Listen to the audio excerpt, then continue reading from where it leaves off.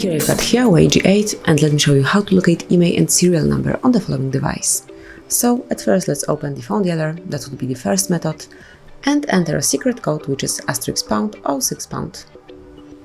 And as you can see, here is your IMEI number, so simply by typing this number, this secret code, you can come along with unique number assigned to your Huawei.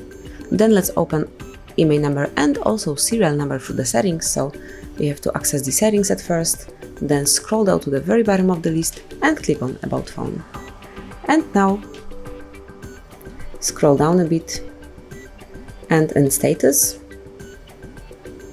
you will find IMEI number right here and then serial number a bit lower.